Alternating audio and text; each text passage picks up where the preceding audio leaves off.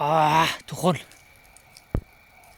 กำจัดมันบ่เป็นขี้เหงื่อได้มันเป็นต้นไม้ใบหญ้าที่เขาเจ้าตัดทางอยู่บริเวณบ้านเขาเจ้าก็พากันนะเขาเจ้าพากันออกมานี่เขาเจ้าพากันออกมาทิ่มไว้ข้างเฮือนเฮาก็พากันอนามัยสันตัวนี่นะเห็นไหมย่ำนี่ย่ำหนาวเนี่ยพอได้ดังปกติก็ได้ดังไฟฝิ่งอยู่แล้วเนาะปกติเขาก็ได้ดังไฟฝิ่งวันนี้เขาก็จัดการมันเอาขี้เหงื่อขี้ยุกนี่มันอยู่มอเฮือนเขาก็ต้องได้จัดการได้คนเอ้ยขนาดป้าไว้กองขึ้นใหญ่ขึ้นท่วมหัวได้ขนาดเดี๋ยวนี้ยังมันยังกองซ้ำรถคันหนึ่งแล้วก็เลยว่ากำจัดซะก่อนกำจัดมันซะ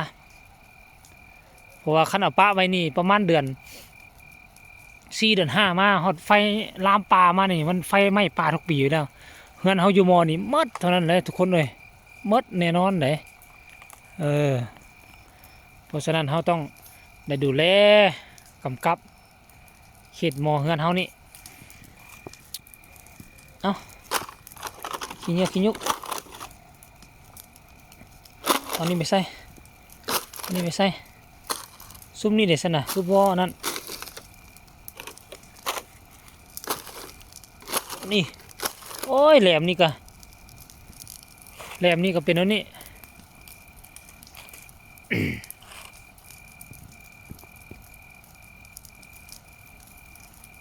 บู๊ยทุกคนดิบตัวนี้ก็เป็นปลาใหญ่หนึ่งอยู่นี่ได้ปลาใหญ่อยู่นี้แต่ละปีนี่ฮอดยามแรงมาแล้วโอ้ยได้ระวังไว้ให้ได้เกี่ยมน้ำไว้หลังบ้านอยู่เกี่ยมน้ำใส่หลังบ้านแต่ว่าปีนี้บ่เป็นอย่างละเขาจะมาดุดให้เขาจะมาทางให้เอารถใหญ่เรียบหลังบ้านไปได้แล้วเขาก็หญ้าขึ้นเขาก็ทางหญ้าขึ้นเขาก็ทางเดี๋ยวนี้มันบ่ขึ้นแล้วตอนนั้นโอ้หญ้าต้นไม้ใบหญ้าหุ้มหลังบ้านอยู่เป้าถอดยามนั้นมา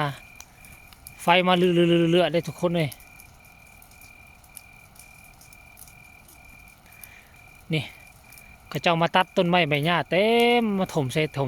วันนี้เฮาจูดนั่นนี่แล้วมันก็ที่สบายย่างผ่านไปได้ปกตินี่เขาขี่รถจักรไปได้เนี่ยแถวนี้เนี่ยขี่รถจักรไปก็ได้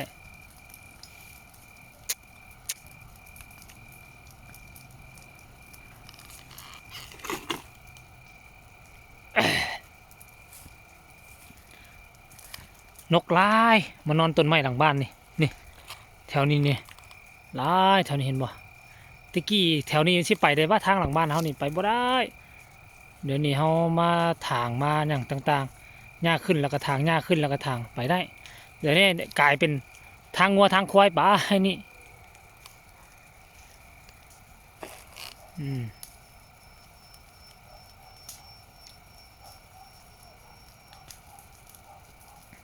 เอาคลิปนี้ก็เอาไว้ซ้ำนี้ก็แล้วกันเด้อทุกคนเด้อค่อยว่ากันใหม่กันแล้วกันคลิปหน้า